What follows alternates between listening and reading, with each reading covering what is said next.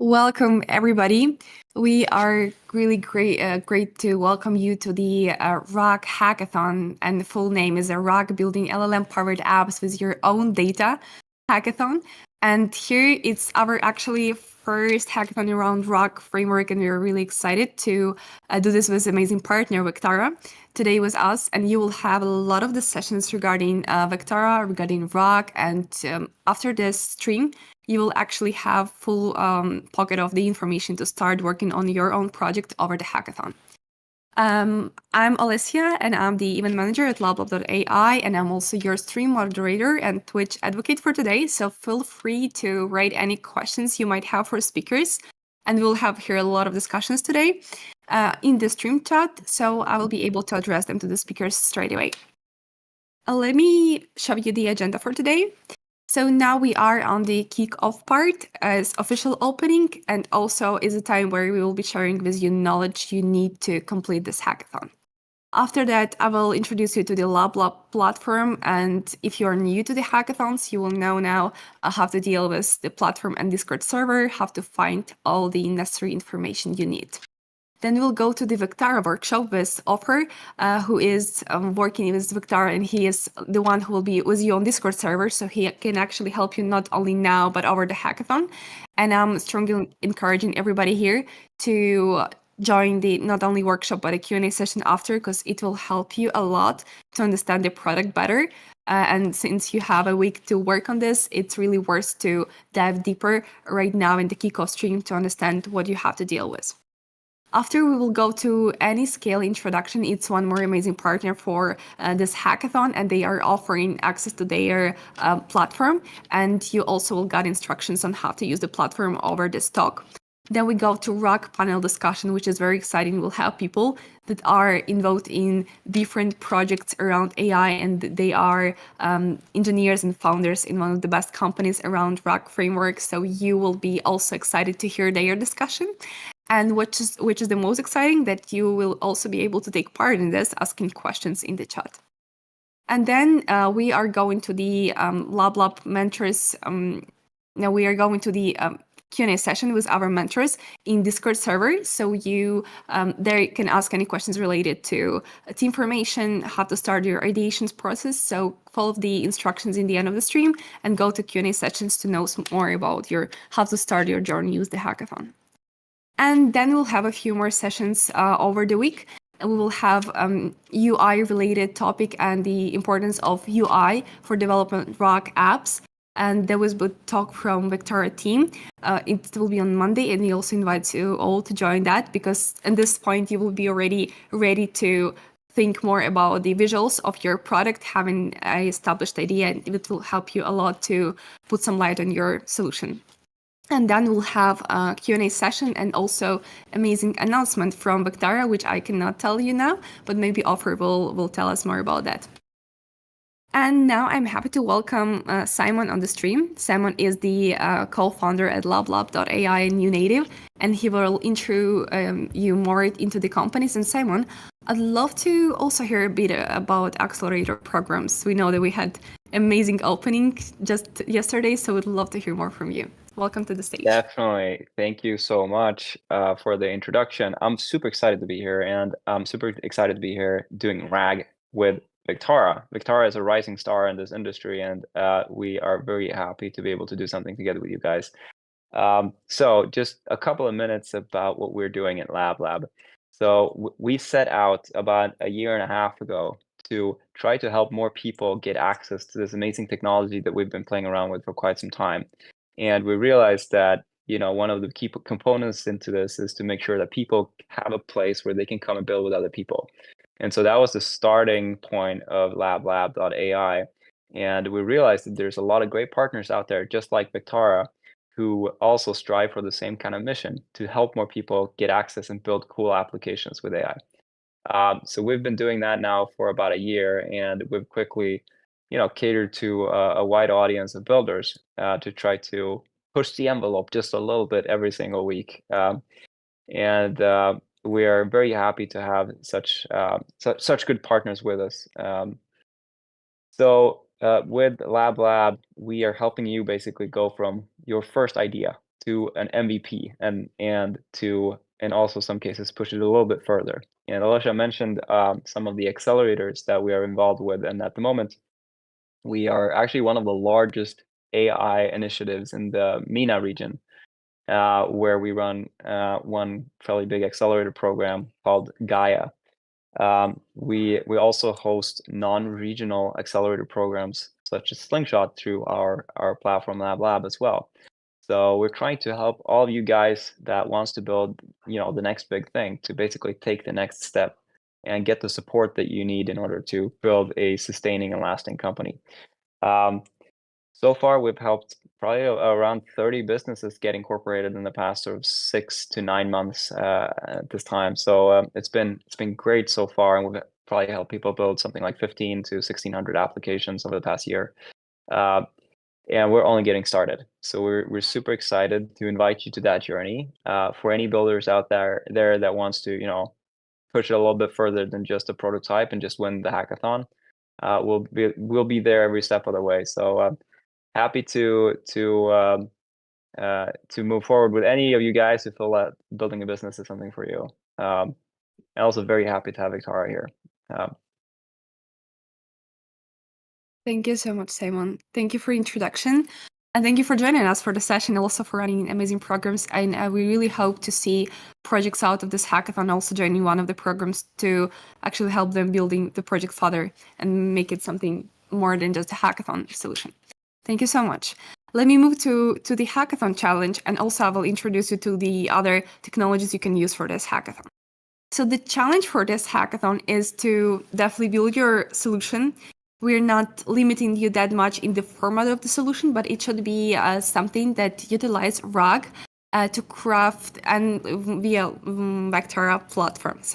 And here we have a few challenges, and we would love you to consider the challenges to build your own application. You can build solution in any of this. So after you will be submitting project, you just need to say on which specifically challenge you pick for your solution. But also it can be web application, it can be a mobile app, or it can be extension. So anything you think is suitable for this use case would be perfect for the hackathon. And also, please think about the real problems you can solve with your application, because our platform is also about building products that are solving real world problems. And that's great for you to test RAG and test Vectara platform for this hackathon, but it's also great if you are going deeper with your team and you're thinking how your solution can be something more than only hackathon project, how you can actually solve the problems and potentially be a startup with this idea. So here are the challenges. You will be fighting with other hackers in the customer support, legal, financial service, and healthcare areas sectors. Feel free to consider the one that you prefer and go with this. And for this, you are required to use Vectara platform. Vectara is a comprehensive generative AI platform, and you will know way more about Vectara once we'll have Vectara workshop. For now, you just need to know that it's a perfect solution to build with RAG, and it's basically welcoming developers on all the levels. We, with team, were discovering Vectara ourselves together with Offer, and we are actually excited on how complex and how easy to use the platform is. So we strongly recommend you to dive deeper today on the workshop session. And then we have Anyscale, who is the great partner for this hackathon, and they are your partners to train and deploy models. So they are offering you access to any AI model I wouldn't say any. So the AI models you prefer to use for your applications. So you will have unique access, and for this access you have to check your email after the kickoff stream. With this access, you will be able to access models you need to build your applications. So stay tuned and also check about Anyscale and what you actually can build with the platform. Then we go to technology. So all the information about technology and same with guides on technologies are in our lab/tech section. So if you want to use some other technologies that can make your idea and product better, feel free to use any that you see on lab/tech, but make sure to use Vectara. Is it the requirement for the hackathon challenge? And also we have prepared tutorials for you, so there will be a few more as well today. We have amazing Vectara Hackathon guide where you can find all the materials you need for the hackathon and all the materials with guides, with lessons that are collected by Vectara. So you will find them there. And also we have a few of tutorials for different levels. We have intermediate and beginner ones. Is like a step-by-step guide how to build your application. So if you're new to Vectara, which you probably are, that's great for you to go and just make a test and see how you can and what you actually can build with Vectara before starting building your own application. And moving on to the hackathon prizes. So the best application for this hackathon will got 1,500 in cash for the development of your own application. And then the best app in each category or in each challenge category will got $500 in cash. And in addition, each of the winners will got 1,500 Vectara credits. And note that you can win only in one of these categories. So if you are best overall, you can now win in other category already. Just for everybody to understand how this will work in the end. And also, Vectara opened to specific challenge for those who will be contributing in their own product. So those who are the best in contribution to Vectara in guests will got additional 1,500 Vectara credits, as same for Vectara answers. So make sure to discover more about these opportunities and use them for your solutions and also to just improve your hackathon experience. With that, I would love to check, do we have any questions on Twitch maybe that I can already answer? It's not, okay, there is a question. Is it just Vectara technology that needs to be used? So not only you can use models that, for example, Anyscale offers you, you can use also other models, but the required technology that you have to use for sure for your solution is Vectara. Okay, people are looking for a team already. Great, and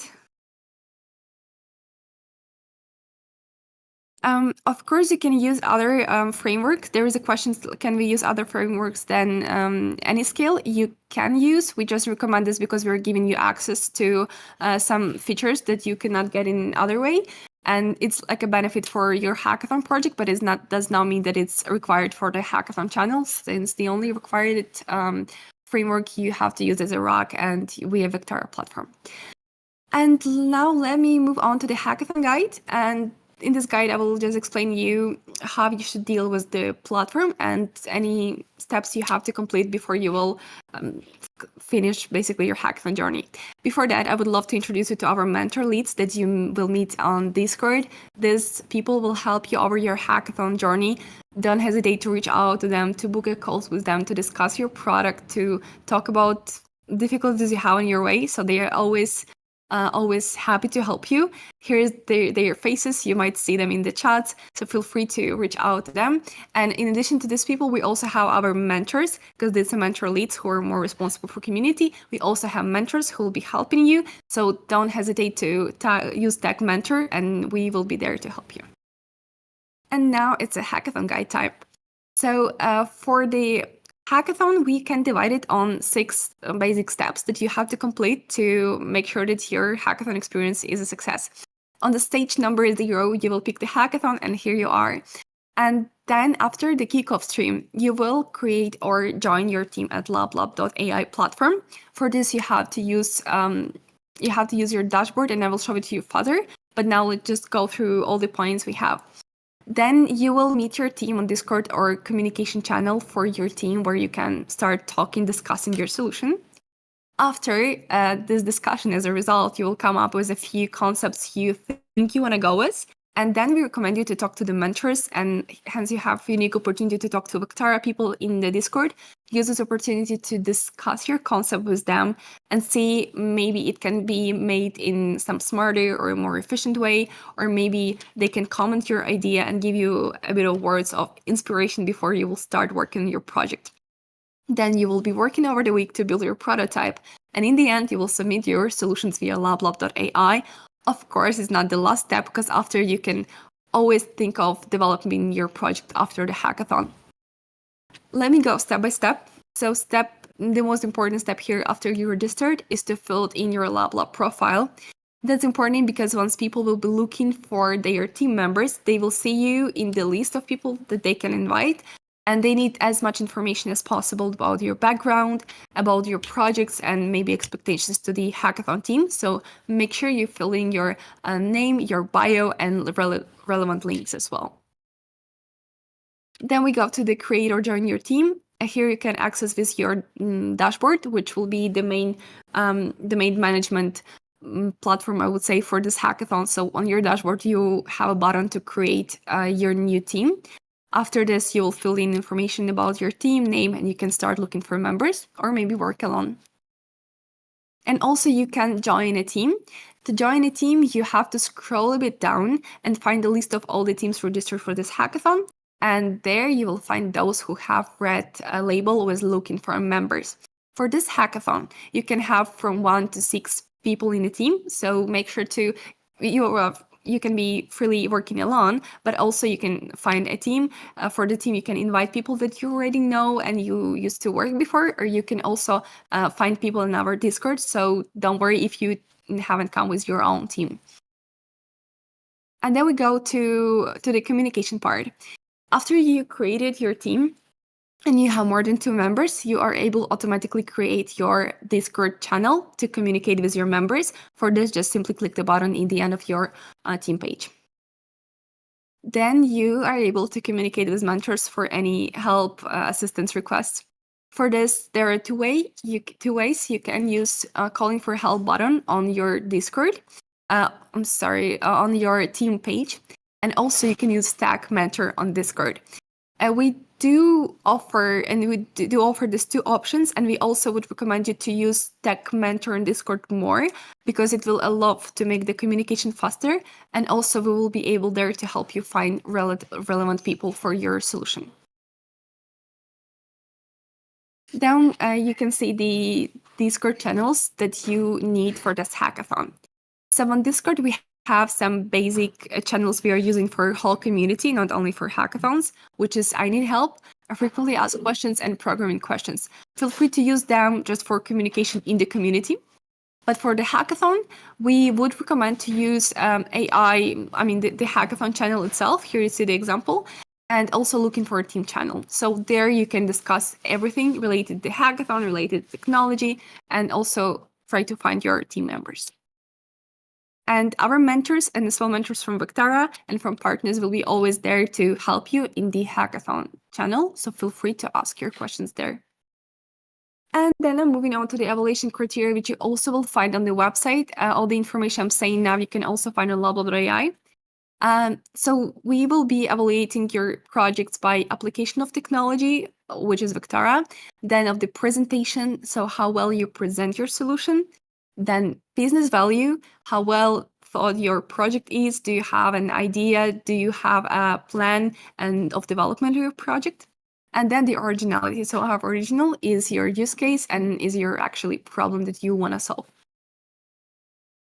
And then there is some information regarding presentation.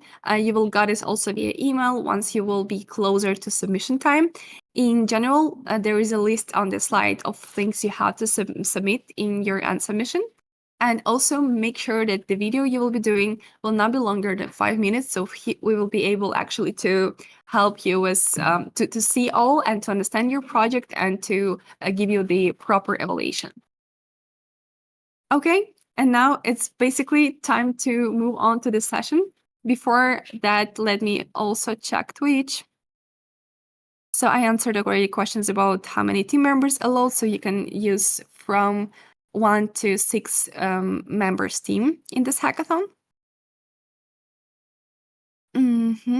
Regarding Vectara access and keys, we will talk to offer right now on the workshop.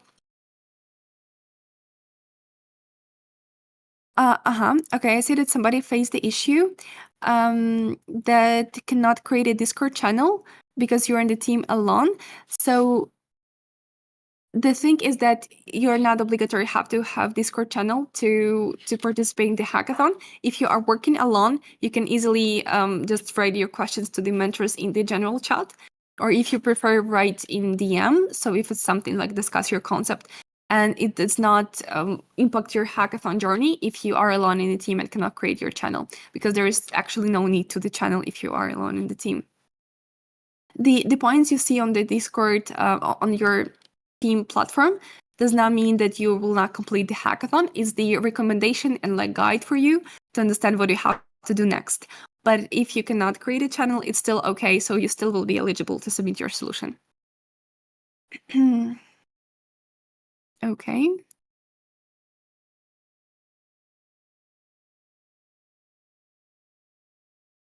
The question regarding team progress bar and can we submit without other steps?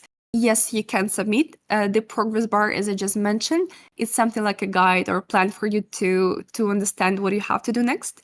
But it does not actually mean that without this you cannot submit. The only thing you have submit is the presentation where you are covering your business idea. Then you have GitHub link or your app link. And then you have your picture of the idea and description of the product. So that's all you basically need. And if you haven't completed some of the steps like creating the communication channel, it will not be issue for your submission. I see that we answered all the questions in the chat. If you have more, feel free to ask, and I will be happy to answer after the session. Offer, please let us know if you're with us. Hi, yes, I am. Hi, everyone. Offer, can you hear me now? Can you hear me? Yeah, we can. Feel free to turn on the camera, and I will be happy to give the stage to you because it's time for your session. All right. So you will be guiding us through the technology on the workshop, telling how to, first of all, we would love to hear about RAG more, and then you will guide us through Vectara. And guys, for everybody who's watching stream, we have a strong Q&A session in the end, so ask your questions. Don't mind to ask anything you do not understand, and I'll be happy to address them to Offer. Offer, don't you mind if I will be interrupting from time to time if people have some urgent questions? Absolutely, no problem, yes. Okay, thank you. Then the stage is yours. All right. So let me share this. Hopefully everybody sees this slide. Yeah, all right. Yeah, sorry, go ahead, Alicia. I just confirmed can that we see do. it? Yes. All right. So welcome everybody to our RAG Hackathon. And in this, I'm going to go into details about the Vectara platform, how to use it, a little bit about our APIs, and how to the different types of applications you can run with it. So before I go into the technical details, just a little bit about Vectara. This is a little bit of our overview, and you know how we got established and our founders, and then some of our customers, and then generally one thing I wanted to kind of share as a high level is that this generative AI revolution is really taking everybody by storm. And we believe that every application will be powered by generative AI, within 5 years. It's sort of like how when the iPhone got started, all the apps were not in mobile, and now they are. So a similar transformation is about to happen, where everything will have to change and to be powered by generative AI. And when we look at where we are today, when you look at what happened so far, everybody's been using search engines to find information and to do knowledge discovery, and looking at the 10 blue links and click them and read all the stuff. And today, as of about a year ago when ChatGPT launched, right, we moved to this thing we call answer engine, which is you just have semantic search in the background, leveraging LLMs, and people can ask a question and get an answer. They don't have to read through all the materials. And where this is going is really an action engine, where at the end of the day, when things are really accurate and people feel more comfortable, this might take a year or two to get there. You can take the responses from the LLMs and actually put them to work and actually create some action based on that. So now we talk a lot about RAG. It's become sort of a very hot topic in the last, I would say, couple of months. So what is RAG? I'm going to go into detail here. First, it's an acronym for Retrieval Augmented Generation. And the way it works is kind of shown here. Is you want to do augment the LLM with your own data. Your own data could be public data that you care about, and we'll show a few examples later on, but it could also be, most importantly, data that potentially is inaccessible to the training, to be the training set of LLMs. So it's data that's custom or data that you only own, and the LLM would never on its own be able to use.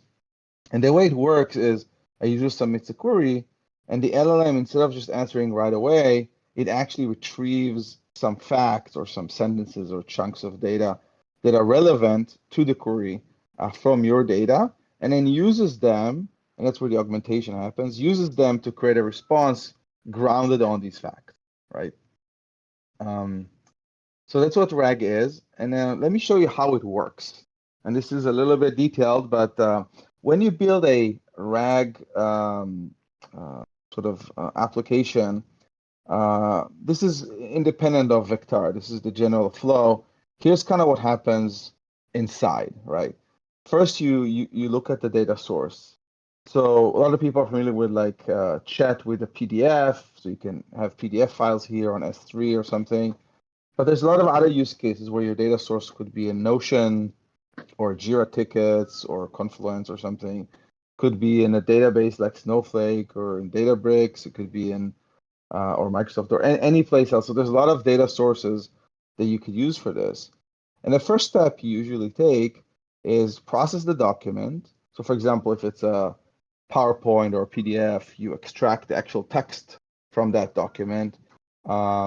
Or even if it's a YouTube video, you can extract just the text transcription of what was said.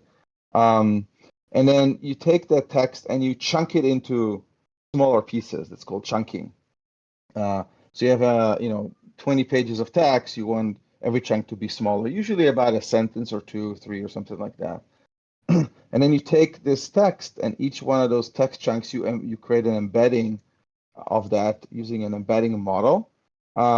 So if you do it on your own, some people call OpenAI or Cohere, or there's open source ones in Hugging Face. So we'll talk about Vectara's embedding model in a minute. But you call an embedding model to translate this text into what's called a vector embedding, which essentially is a set of floats. It's a vector of floats. Think of it as a kind of a point in a multidimensional vector space. And that vector is really important for matching. And then you store it in something called a vector store database or vector database. And there's a lot of these things available. So you have to take all these steps very carefully, make sure you do it correctly. You store also the text in the text storage database. And then when you run a query, you embed a query as well. You run it against the vector store to get the best matching pieces of text. And those are the facts that I showed in the previous slide. You take those facts in, you construct a special prompt for retrieval augmented generation. You send it over to any of the LLMs that you want. And sometimes, optionally, you want to get a response validation. There's a bunch of other, NVIDIA has a product list, but others. And essentially, you get a response. That's usually optional. It's not always necessary. And that's really how the flow works. And if you remember, I mentioned action engine. So sometimes people might also take action based on a response, like open a Jira ticket or put the response in Notion or in a database somewhere or something like that.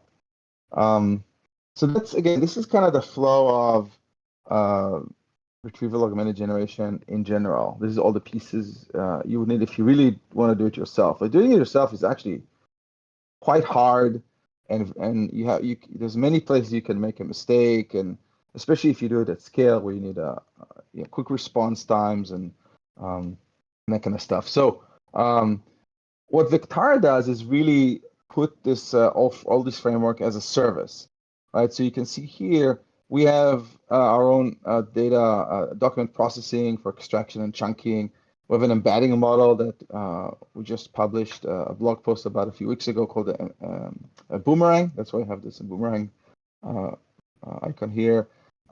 We take care of all the vector database storage, the retrieval engine, creation of the prompt. All of that is taken care of inside the Vectara platform. So when you build in this hackathon with Vectara, you actually don't need any of these pieces. We do it for you. And then all you need to do is to understand kind of to use the platform, you figure out which data sets you want to use, how to extract data from those sources, and then you send documents into what we call the indexing API. And a few more slides, I'll show you how to use that in more detail. And you send documents in, they get taken care of in the platform. And then once you want to build an application where users can actually access your RAG solution, in that usually it's some kind of a user interface, be it mobile or desktop or the web or whatever. That interface will call a query API, which will then again run all the steps of the query inside of it, including calling this large language model. So I put this box here a little bit outside because there might be options in the future to call your own. But generally, especially in this hackathon, we will already call the LLM for you and just return the response here that you can use to display to the end user.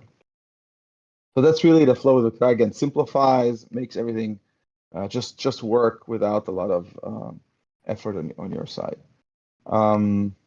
Okay. So now, kind of just to summarize why retrieval augment generation or RAG is so common and used so much, and you can see a lot of discussion about it all over, Twitter and LinkedIn and all the Reddit everywhere right now, is because it is a really great way to augment the LLM with your own data and to reduce what we call hallucinations, which is the times where the LLM just gives you a completely incorrect answer because we give it the facts relevant to what it needs to answer for. The other interesting thing is that RAG outputs are explainable. So you can, for example, we'll see this in a demo in a few slides.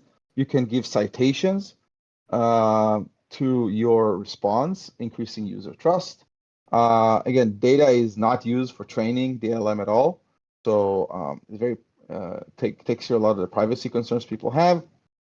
And it's actually pretty inexpensive to implement and use because, again, we don't need to do training or collect human feedback where things that you might need if you think about training your own model or doing fine tuning. And the nice thing is whenever the LLM that we use, whether it's GPT 3.5 or GPT-4 or Anthropic or whatever LLM you use to inside your RAG pipeline, when these models become better, your RAG pipeline is better too. So we benefit from everybody who develops RAG applications benefits from the progress that's been made across the industry, or Llama 2 or whatever it may be. All right. So let me move on to getting started with Vectara. Okay, how do you get started? I think there's a couple questions also on the Twitch. So first of all, you sign up for a free account using this link. You can sign up. It's very easy to do that. Once you sign up, there's a walkthrough, like a 5-minute walkthrough. It's optional. You don't have to go through it, but I would recommend it. It gives you a very good layout of how to use the different parts of our console, which I'll show too in a little bit. And then usually you have an empty account, so you can create a corpus. When you create a corpus, you specify a couple parameters, but it's very easy to generate it. And once you do that, one thing good for a hackathon, hackathon members can create each their own account. If you like to experiment with different ways, that's okay. But if you have one main account that you're using for your application, you can also invite other team members to your account in the Teams tab. Then there's a tab called Authentication, where you can create your API keys. And once you have your API keys, you really essentially have everything you need to get going. And you can start using the API ingest data and run queries. And I wanted to share this link here. Let me click on this for a second, which is a more detailed in our documentation, a more detailed part of kind of how to get these steps, how to do this step by step if you want to look at this quick start guide as well. Now, next I'm going to go through, walking through a little bit of clicking on our API a little bit to share how it looks. And this is kind of a high-level diagram that shows the different pieces in our API. Our API, a lot of people use REST API, although we do also support gRPC, if that's your preference, in all of the API calls. There is essentially two things we're going to go deep in today, the indexing API and the query API. But just noting that there's also an administration API where you can create a corpus or delete a corpus or reset a corpus. Unless you really need it, you don't have to use it. You can do all these actions in the console. But those are just the main components. And I also wanted to mention that all of these support both the OAuth 2 authentication method or using API keys. API keys are not allowed for this administration part, only for these two. So for indexing, usually we go to the standard indexing API, which would be the default for everybody. And I'll show that in a minute. We also have a file upload API, which allows you to just upload files like PDFs and PowerPoints, etc. There's also something called the low-level API. I don't want to go too much into detail of that, but that is an API that allows you a lot more control at the cost of you have to understand what you're doing. And if any of you really think you want to use this, read through the documentation, and happy to answer any questions throughout the hackathon about this. And then a query API, as you can imagine, is to running queries and searches. And it supports both search and summarization, which means calling the LLM to get a response. So it could be used just for search, like a very strong semantic search and retrieval engine. But again, you can, for RAG pipelines, usually use it with both. All right. So let's dive in a little bit. And before I go into this, all the code that I'm sharing today is actually available in this kind of Jupyter notebook. It's not meant to be run. I just put it in different cells so you can see it, and you can now take a photo of this QR code to go there or the link, and so you don't have to write down all these details. They'll all be available there if you want to look at them later. Okay. So let's talk about the standard indexing API really quickly. This is the URL for that. And essentially, when you this is an example in Python of how to call the indexing API. So there is an API endpoint that's shown here. And then what you do is you create a kind of a dictionary in Python, a document that has, importantly, the following fields. One is a document ID. This is a unique document ID in the corpus. Sometimes it could be any string, so it could be just a unique ID you generate randomly, or it could be, for example, if it's a file, a lot of people use some version of the file name or something like that. So it could be whatever you want. You can add a title. You can add metadata to this, which I'll discuss in a minute. And then you really have the sections part is where you actually have the text of your document. So here we split it into two sections, just as a simple example.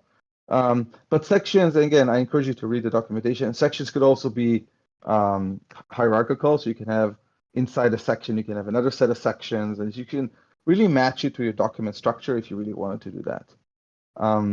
So then we have this simple example of the document.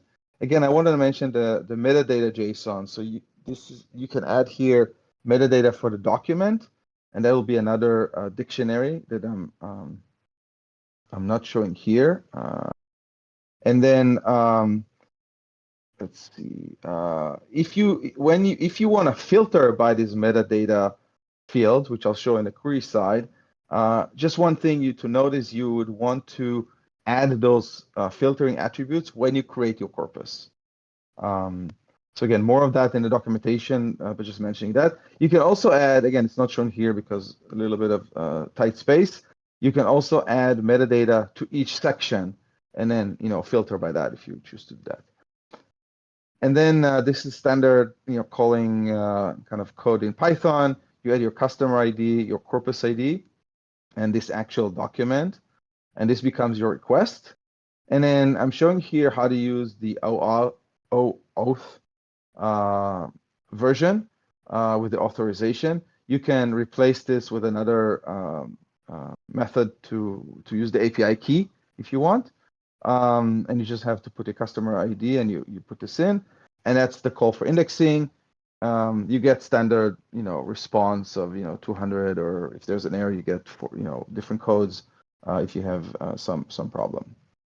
All right, and sorry. So this was supposed to be the API key version, and I guess I wanted to highlight this in this slide. So apologies for that, but there's an example in the in this thing of how to use it with API keys. It's just you replace this line here with the API key.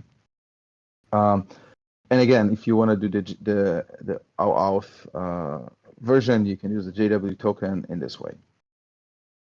Okay, so that's how you use the indexing API. Now I mentioned the file upload. Again, just to contrast, right? And you saw that in the indexing API, you actually provide text. Now again, chunking happens, all the kind of stuff, but you actually have to provide text. This option is actually really popular too, where you want to upload an actual file. So it could be a PDF file. These are all the file types we support: document, PPT, Markdown, etc. And to do this, you have a little bit of a different sequence here. You define the URL like this, and you put the customer ID and the corpus ID here.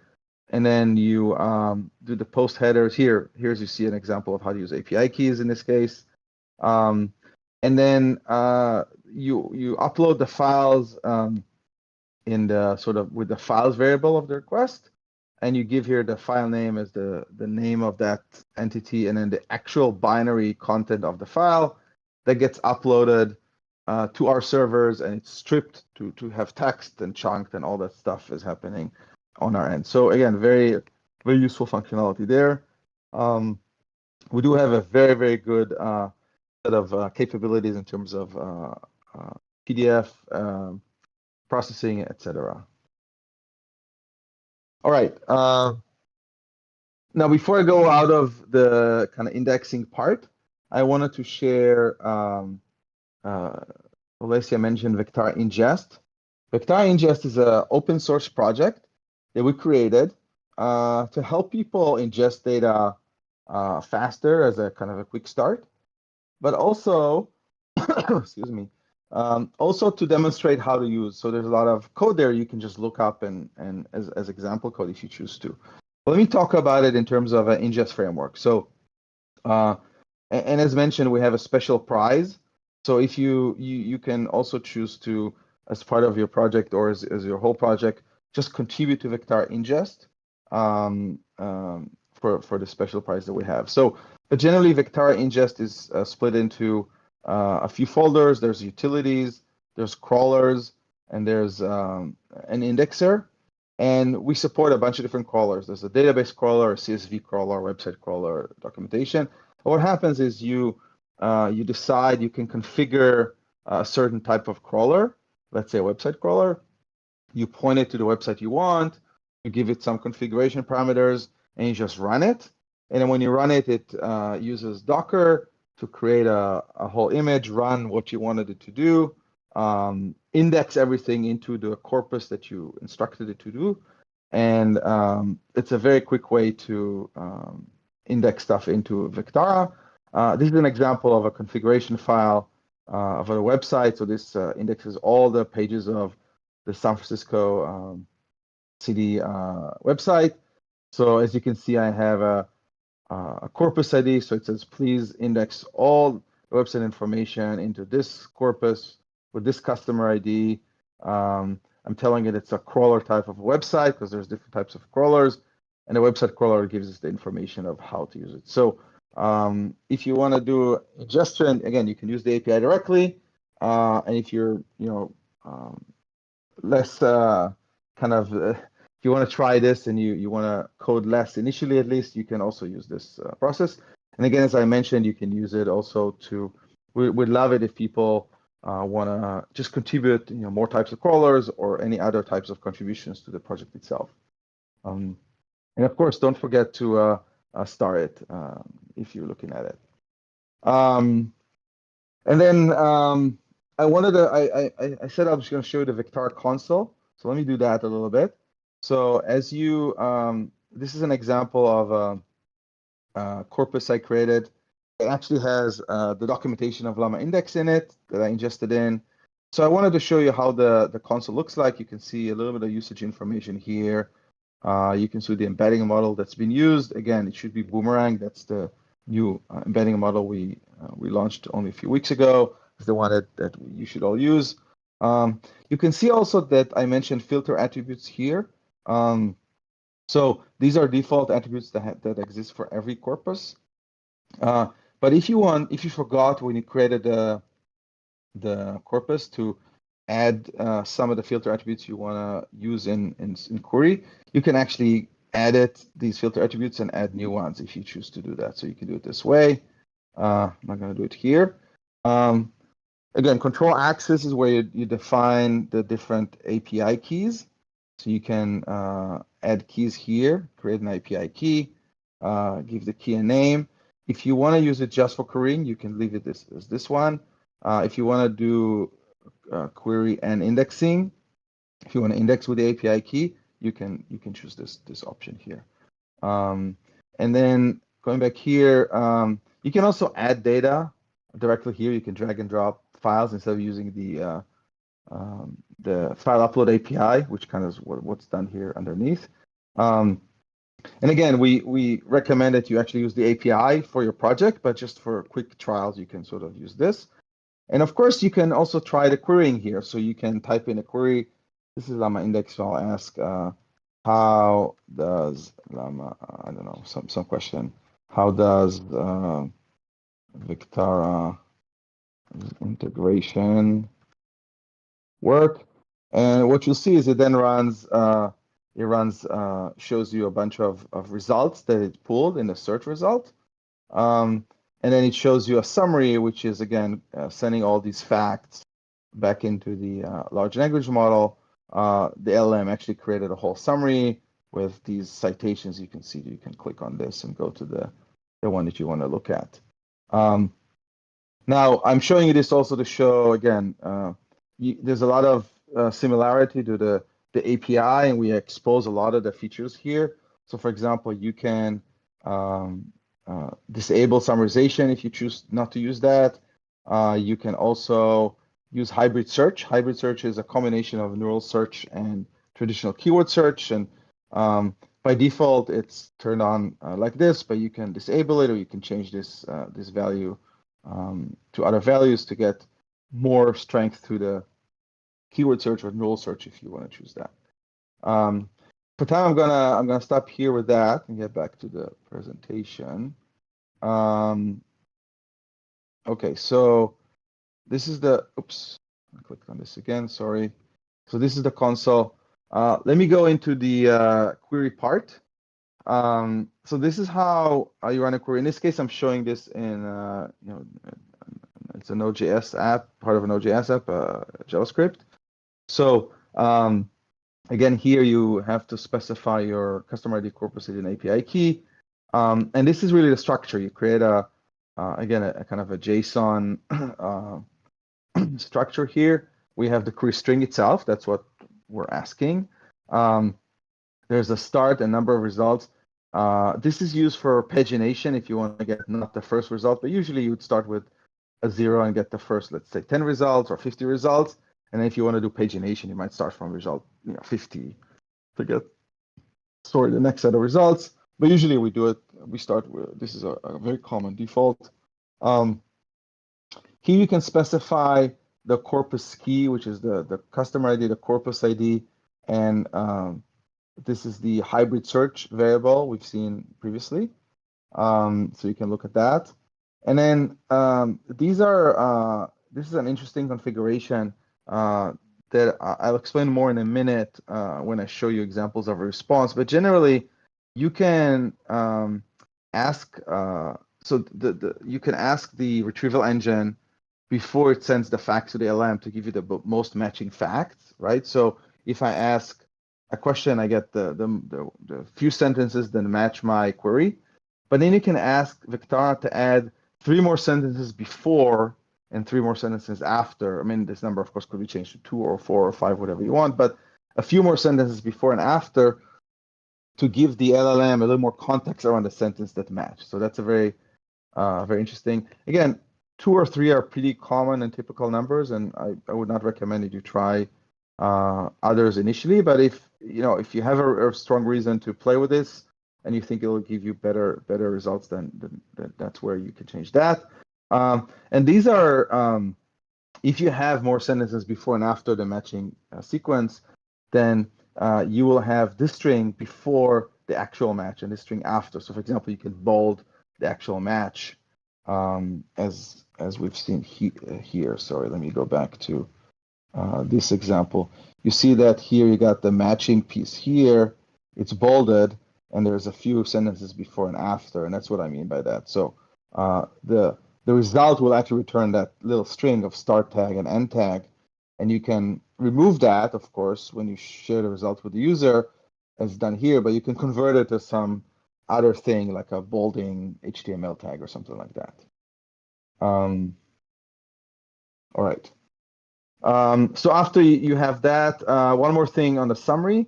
You can specify a response language if you choose to. So that will actually, again, it's optional, but you can use that to ask the system to respond in a specific language, and we support many languages. Here you specify, again, the default is 7, but you can specify how many results you want to include in the response. And again, optionally, you can choose a prompt name. So I'm sharing this here because just for this hackathon, we've actually enabled our best LLM here for summarization, which is GPT-4. So if you use this particular summarizer, it'll use GPT-4, which takes a little bit longer to generate response, but generally is considered a higher quality summarizer. And then once you have this is how, again, very simple, how you call put a post request in to generate the response. And I'll show you the response structure in a little bit. It's very difficult to put on a slide, so I'm going to share it a different way. Before I do that, the response itself has 4 different parts. It has something called the response, which is an array of actual responses, including all the text that was there for each matching piece of text. You have a document array, which is the actual relevant documents. Then there's a summary, which has the summarization text and some status that shows information if for some reason your API call failed. And then what I'm going to do now is I'm going to click on this. This is an example of an actual application, a sample application that we created called Ask News. We indexed using the Vectara indexing API all of these news articles in probably the last 90 days of all of these news sources. And you can see them here. So the crawling is done offline. What I'm showing here is the actual application we built with the other open source project I want to highlight here called Vectara Answer. So this UI is kind of fully baked, and I'll show how to use it in a minute. Let me show the application so I can ask, for example, should AI be regulated? And I'm sure some of you have seen a lot of the news around this recently. And again, it's the same thing you've seen in a console or very similar, but it's something you can use on your own. You can build an application with it pretty easily. It has a bunch of options here to change the language of response, for example, to, let's say, German. So then it'll give us the response in German. You can also click on one of these buttons, in this case, to choose a particular source. Now, I wanted to show this because I also wanted to share with you, I'm going to go developer here for a second. I'm going to show you how this looks when you run a query again. So there's a lot of stuff that gets sent over the network, but if I look at this one, you can see that this is the request that we've looked at in slides a minute ago with these context config. In this case, I have 5 corpora available here, and number of results, the query, everything else is kind of like you see pretty much the same. And then importantly, if we look at the response, and this is a little bit hard to show on slides, so I wanted to show it here. Here is the response, how you get it. There's a response set, which is an array of the following things. There's in each response set, there is a response, which has the text, the score. This is the relevance of the text to the query, and a bunch of metadata about the matched segment, document index, etc., etc. So you see all these defaults. The document index is indexing the document array we'll see below, where the document itself is. But we have, one of these for each of the text segments that matched, as you can see here. And then at some point, there's no status information at this point because it was successful. Then you have the document. So the document index 12 would be the 12th entry in this. I don't know if I can count to the 12th one. Let's assume this is the 12th one. It'll have the actual document ID, the metadata, everything that was indexed with this document. So this is how, if you want to display information from the document itself. And then I'm just going to scroll really quickly to the summary part. And the summary part shows you the text of the summary, the language, and the other stuff you can ignore for now. But generally, that's where you pick the actual summary text if you want to use it and you're displaying it back to the user. All right. So as I said, again, Vectara Answer is the open source project where you can see the full implementation. It's all fully open source, so you can either do it or use it directly. And to use the configuration with Vectara Answer, and again, the documentation on Vectara Answer, shows this in a little more detail, but just to show you this Ask News example, we used multiple corpora at the same time. You can configure the prompt you use, a bunch of other parameters here, as well as the queries you're going to use. All right. Okay, one more thing to mention. We are also integrated into Llama Index and a bunch of other frameworks. If you want to use Vectara directly, that is of course great. If you want to also explore using it with Llama Index, you could. We're fully integrated there, and here's some information about using that. For example, you can use their chat engine, and so the way you do it is you ingest the data in like this. There's another way to use it if you already have your corpus and use, let's say, Vectara ingest to ingest your data. You don't have to ingest it like this, but you can use an existing corpus. It's in the documentation here. And then once you have it as an index in Llama Index, you can just call the schat engine and then ask it questions. So it's very, very easy and simple to implement. And lastly, I wanted to share, I know I'm running out of time here a little bit, but a lot of the projects people build with Vectara and especially with RAG include data sources. So if you have your own unique data source, that is awesome and great. In case you're looking for some, I made this list of useful data set suggestions you can look at. Those are starting points, or sometimes they'll have the data, maybe they'll give you ideas. Google Data Search and AWS Marketplace and Kaggle are well known as is the UCI machine learning repository. Hugging Face now has a data set stuff and a bunch of others. If you're looking for a lot of governments around the world, give you a lot of different data sets that they have. Again, we're looking for data that has a lot of text, and a lot of times they give you statistics about stuff, which is useful for social studies, but regulation. But they sometimes have also textual data sets. Healthcare, some ideas there. Cynthia, for example, is interesting because they provide synthetic data that's publicly available to use. Finance, you have a couple of sources, legal, etc. Again, we would love to see your suggestions and your unique data sets that you find, but I just wanted to give some examples of in case it's helpful for you in your projects. And that is that. Thank you very much. Let's see if there's any questions that came in. Yeah, we Twitch feed. do. Happy to We answer do them have. now. Yeah, I'm already ready with questions. go So for it. let me start. The question number one we have from Mr. Sabatus. So he's asking, I know fine-tuning could increase cost, but but is it possible to combine a fine-tuning LLM with Vectara's RAG? Are those external connections like OpenAI model available? Yeah. So right now, the LLM that we use is, you can use in the platform is, with GPT 3.5 Turbo, GPT 4, and we don't allow to connect to a fine-tuned one yet. Again, I would suggest that it's one of those things that's actually somewhat confusing. And let me make a statement about this. I actually work with my colleague at Anyscale, Walid, about this too. Like, a lot of people believe that fine-tuning on your data would be helpful to get better results, and it's often not the case, more often than not. So what we find is that fine-tuning sometimes is helpful for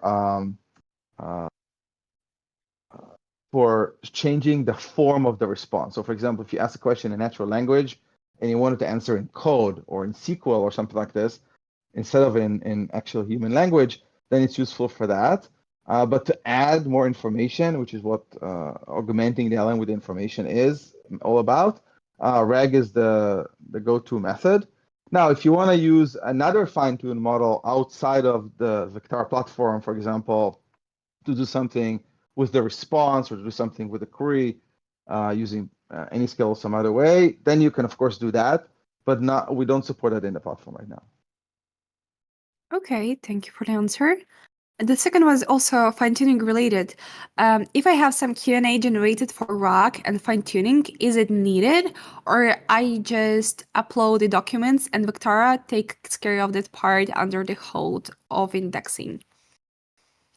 Right. Again, fine-tuning is not needed at all, as I said earlier. But yeah, once you upload the file into Vectara, we take care of everything for you. We strip if it's a binary file like PDF, we'll extract the text out of it. We'll chunk it into pieces. We'll do the embedding, the model called Boomerang. We'll do the vector database management and all that kind of stuff for you. Okay, I would love to move to the use cases part. So there is a question, how does it work? Vectara works, I believe, with research. When you have fields that have no info, like astronomy and new planets, gathering facts is not possible. How does Vectara decide on what is known, but still a part of the question? What is not known, actually? Okay, so I'm not sure I understand. So is the question around you don't have the facts to feed into the RAG platform, or do you mean it's not known to anybody? I guess it's connected. So the final question is, how does Vectara decide on what is not known, but still a part of the question? So probably the facts are not provided to the database. Yeah, so I mean, RAG is no magic in that sense. It really depends on, it answers questions relative to the data you provided and its ability to retrieve the most relevant facts from the data. So, for example, I mean, I think they mentioned physics. So I'm actually going to show you something real quick. There's another demo that we created similar to the previous one called Ask Feynman, which is about physics. So this is based on all of Richard Feynman's lectures, which are now publicly available for free on the Caltech website. So again, I fed it information about physics, and if you ask it a question about physics, it'll go to the Richard Feynman's lectures, and based on that, try to respond to this question. If I ask something about some completely irrelevant topic, it will not know, and so it'll probably. So if I say, I don't know, who is the mayor of New York City or something, it should say, kind of, I don't know, because it doesn't have the facts, right? Okay. Yeah. Okay. I will move on to the next one. So how does Vectara deal with data that is not presented? So it's pretty much same. Will it have a likelihood parameter to indicate the query of the found data to generate the response with? Sorry, I missed that. Can you repeat that question for me? How does Vectara deal with data that is not present? Not present. I'm not sure actually about am I reading this clear?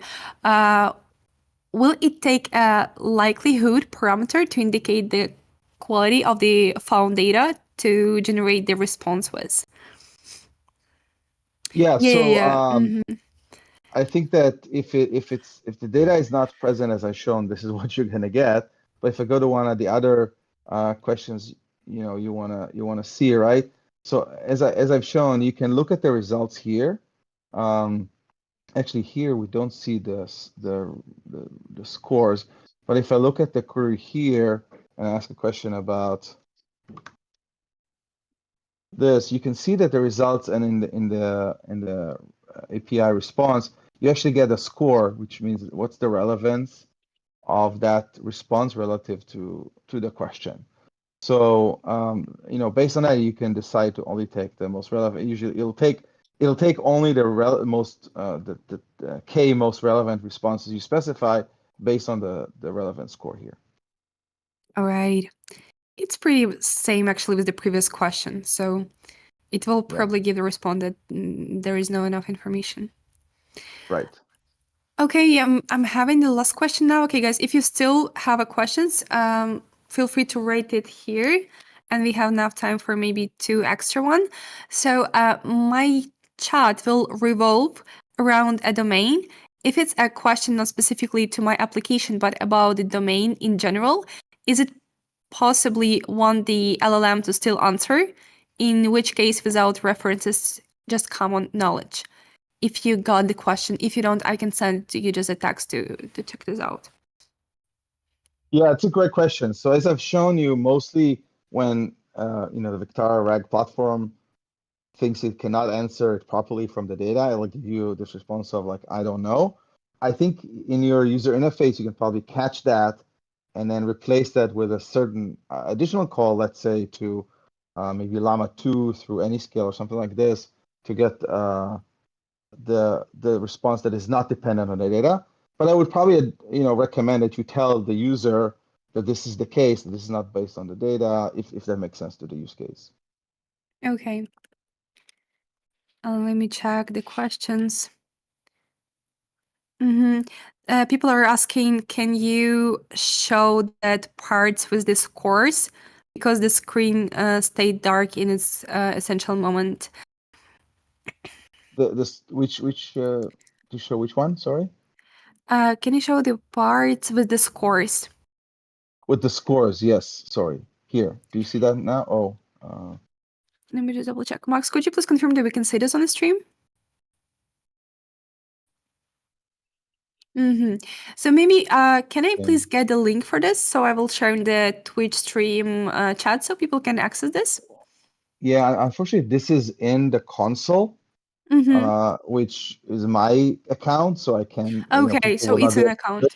But I would say this: once you create, everybody, you can just create a corpus, put in a couple of files in using the API or add them in the console, and then you can run a query right away, and you can see the scores for yourself. It's the only thing you'll see it right away in any query you're going to run. So it's pretty easy to see. There is one more. I apologize for that. One more last question here. But what is big difference to set the temperature to 0? So the LLM will not have any hallucinations that have in Vectara to filter my prompt. Right now, it's just the fact searching, right? Yeah, so I want to separate between like hallucinations and temperature of 0, right? Generally, I would say using RAG on its own eliminates, a lot of the hallucination already, regardless of the temperature. We think of the temperature in the LLM that, feeds off of the facts that are part of Vectara as being able to create more creative responses without hallucinations, right? You might want to have different variations.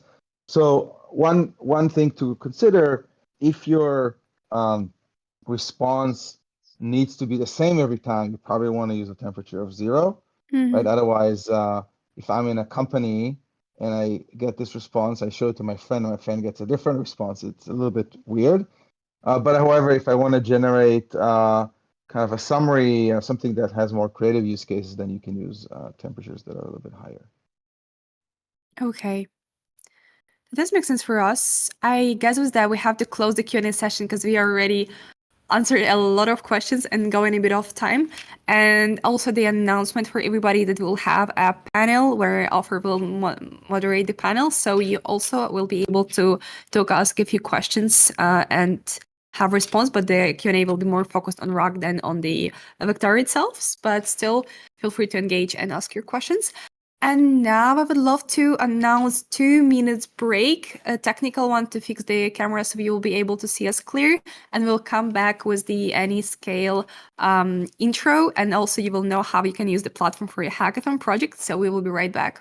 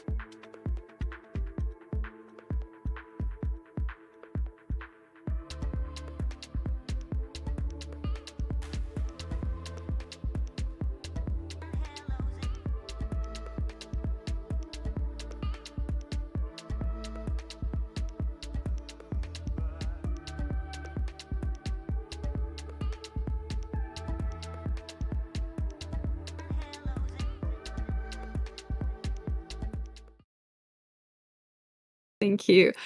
We're back. So thank you for waiting for us. It was super fast fix, and I hope now everything will be working properly and you will not have issues with the cameras. And now I'm happy to intro Amir Hai Ali, and he is the engineering leader in Anyscale. Anyscale is the partner of this hackathon who will be providing and supporting you with access to the models that you might need for your projects. And I'd love to for Amir to tell us more about the product itself, about the Anyscale, and also about the opportunities people have for this hackathon and how they can actually use platform for the specific use case together with Rock. So welcome to the stage, and we would love to know more about Anyscale. Yeah, thank you very much for the introduction. I'm very excited to talk about Anyscale endpoints. I'm currently leading Anyscale endpoints at Anyscale, and I will show you today how you can use it for free in your hackathon. I want to start with a quick intro into Anyscale. We were founded 4 years ago. We have raised 260 million, and we are the creators of Ray, which allows you to run scalable and complex and tough AI workloads. We have more than 40,000 developers and 800 contributors. Companies like OpenAI uses Ray to train their models. Actually, GPT-4 was trained with Ray, and other companies like Uber, Amazon, and many other companies are using Ray to run their distributed workloads. So one of our products at Anyscale is Anyscale Endpoints. Anyscale Endpoints is a fast and scalable API that gives you access to open source LLMs. You can sign up using the link below. You can basically run, tune, and scale LLMs with this API, and I will be showing you an example today. So one thing that we really focus on with Anyscale endpoints is cost efficiency and performance. This is really what we try to go really deep in every layer of the stack. For example, in single GPU optimizations, multi-GPU optimizations, auto-scaling, multi-region, etc. And this allows us to offer the largest Llama 2 70B model at $1 per million token, and the other models like Llama 2, 13B, and 7B at even lower prices, and Mistral. So it's really something that we really are passionate about. And this is, I just showed you the cost, but when we talk about performance, we recently published a blog that compares Anyscale with the other valid alternatives. And here in this graph, you can see the end-to-end time to finish a query as a function of the number of concurrent requests, and the lower is better. And you can see that Anyscale provides the lowest latency given different concurrencies. For one of these models, for example, in Perplexity, you see only one dot because they're very aggressive in their rate limiting. So once you increase the concurrency, you can't really actually run it. So this is really both performance and cost efficiency. And then we ask our users, what do you like about Anyscale endpoints? This is also something that is reflected in their feedback, is that, you know, it gives us 5 to 8x cost advantages over alternatives. And one more thing is that it allows us to build new services and introduce them like very quickly. Instead of taking weeks, it just hours, and it's much cheaper. And we also added integrations with other libraries like Arise, Llama Index, Weights and Biases, LangChain, and more. And when you look at what users in the community that tried this, you can see, I will post here a couple of tweets that fit into this slide, like Anyscale costs 40x cheaper to fine-tune than OpenAI, or 56 cheaper to fine-tune. This is a comparison of OpenAI versus Anyscale endpoints. You can see another post that compares Anyscale to Mosaic, Deepinfer, Replicate, and shows that it really outperforms them. And even a post from the Turing Award winner and one of the godfathers of AI, and Lacuna talking and mentioning Anyscale. So for today's hackathon, we are basically going to give you free access to Anyscale endpoints, the API for querying and fine-tuning. Basically, there's a link here to the documentation that I will be walking through as well, and I will be showing you. And then all you have to do is just add these exports in your shell or in your code, and this is pretty much it. So let's take an example here. I'm going to go to the docs here. You can see the docs, you can see the exports here as well. I'm going to take the exports from here directly. I'm going to post them in my terminal. Then I'm going back to the docs here. I can take this curl command, paste it here, and I am getting a response. I can also go here. There's a bunch of guides on the, for example, supported models you can find here. You can also find examples. For example, there's a streaming chatbot here that creates a streaming agent that uses the tokens that is provided to you and the base of Anyscale, and here it queries 70B. I can take the same code and put it in the streaming chatbot. It's the same exact code here. I just put here the token that was provided to you, and then I can just run the streaming example, and I can ask it what is the weather or something like that, maybe. And then it will tell me things, check online on weather websites, etc. And you can see that the response is being streamed. If you want to try some other model, you can take the streaming chat and change here from Meta Llama to some of the other options here. You can take Mistral here and replace the content here to this model, and it will also query that model. You can also see here examples with integrating with LangChain, weights and biases, Arise, even combining it with OpenAI. We also, as I mentioned, we are giving you access to the fine-tuning API. The fine-tuning API is described here. There is also an end-to-end example that you can also copy-paste to try it out yourself. You can, we have a data format very similar to OpenAI. We have a files API also that you basically upload the files. For example, if you have a file locally called train.json, you just upload it here, or you can do it through a curl command. And then if you want to run the fine-tuning, you just submit. You can either do it through the SDK with a similar SDK to OpenAI, like this, or you can do also a curl command. All of this is provided in the examples in the documentation. And this is basically described here. So maybe you can take a screenshot of this, or maybe I will post this in the chat. Yeah, this is pretty much it. Thanks for listening, and I'm happy to take any questions. Thank you for that. If you have anything to share, you can just share it in our chat so I can send for people on Twitch so they can see it. Okay, you want me to paste this? Let's see.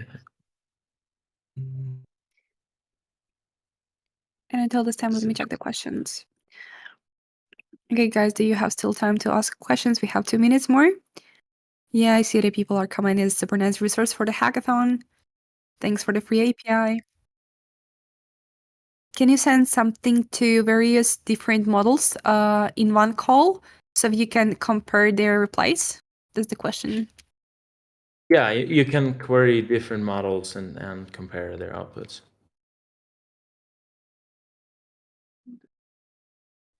Okay. Do you guys have any specific questions to Anyscale in general? Feel free to ask now. If not, we'll just move to this session. And also informing everybody that the key, the access basically will be sent via email. So watch out your emails after the kickoff stream, because you will be able to already start using the model. And also, if you need this access, reach out to mentors. Mentors will be able to help you with any sort of access needed. Amir, I wanted to ask you, will we have a chance somehow connect to you with you during the hackathon or after this? How people can reach Sure. out to you with any questions? Sure. Yeah, we have a couple of people from Anyscale as well. Yeah, you can reach out to me in Discord, and I'm happy to answer any questions. If you want, you can Thank you for also that. send any form of communication is fine. You can send me on LinkedIn as well. Only one question we have still in the chat that I want to ask right now. If Anyscale does the fine tuning, why would I need API key for OpenAI? That was, I guess, the Sorry, refer to the session. can you repeat that? Yeah, sure. People are asking about the need of OpenAI key. And there is a question that if Anyscale can do fine tuning, so why does people need API keys? Do you mean API key for your project? Could you please specify? So the API keys are needed for you to even query the base models Mhm. and run fine tuning. It's basically to hit our API, you need this API key. So for Okay. both fine tuning and for serving, you would need it. All right. Thank you for the I don't know answering. if that answers. I guess we should specify the question better, but in any case, for everybody that have any questions, offer do you want to answer? To answer this question, I Yeah. thought it was, I again, I'm not sure I understand Mhm. fully the Exactly. question. If you can, we can answer it offline afterwards Sure. on the chat. So yeah, please use the tech mentor and it will be able to help you with your questions if you have something specific to your project. And now that's exactly the time to start a panel discussion. I'm so glad to give the right of emceeing today to offer. And you will be managing and you will be moderating the discussion today. We have a bunch of speakers here with us. We have speakers from Vectara itself. We have speakers from amazing AI companies that are also connected to RAG. So today is RAG is the most relevant and the most hot topic nowadays around your environment, I believe. So I'm really happy to give you the stage. And I hope everybody will enjoy the discussion. And as a Twitch ambassador, I will just again remind that people are able to ask questions on the Twitch chat. And I will be happy to jump on and ask questions from the chat. All right. Thank you. Thank you, Amir. Thank you, Alessia. And I have a very distinguished list of people joining me here. And if you don't mind, please put on your videos, everyone. So we have Jerry here from CEO and founder of Llama Index. From the Vectara side, we have Shane, our head of product, Suleiman, who heads our ML team. And I think we also have Justin, who's head of customer success. And then we also have Goku here from Anyscale, who's joined us as well. So welcome, everybody. Thanks for taking the time. As Alicia said, RAG is very hot, and so I hope that through this time we have together, we can sort of help address some of the hot topics in this area. Where is it going, etc. Before we start, maybe I can ask you each to do a kind of a 30-second, no more than 30-second kind of quick introduction to yourself. Maybe we can start with you, Jerry. Cool. Yeah. Hey, everyone. Jerry here, co-founder, CEO of Llama Index. Llama Index is a data framework for building LLM apps. So we help you build, RAG in prototype and also in production, and also a variety of other LLM use cases over your data. So structured data extraction, agents, and so on and so forth. It's an open source framework. It's available in Python and TypeScript. And yeah, that's it. Passing it on. Thank you. Goku, why don't you go next? We can't hear you. You're I muted. was muted. Hey everyone, the one of the machine learning leads at Anyscale. Before this, I spent several years working on, I guess, early stage machine learning at Apple, helping productionize applications there. My background's in health, so then went on to lead machine learning team at a healthcare company called Citizen. And then during COVID, started a company called Made with ML. Publicly, everyone knows it as kind of an education resource, but worked with many startups and Fortune 100 companies, helping them either build out or mature their ML platforms and then actually productionize their applications. And ran into a lot of issues around scale. So instead of creating another kind of MLOps startup there, decided to join a company that's been working on it for the last 5 years. So I recently joined Anyscale a couple months ago, along with Made with ML. Thank you. Justin, you want to go next? Yeah, sure. Hi, everyone.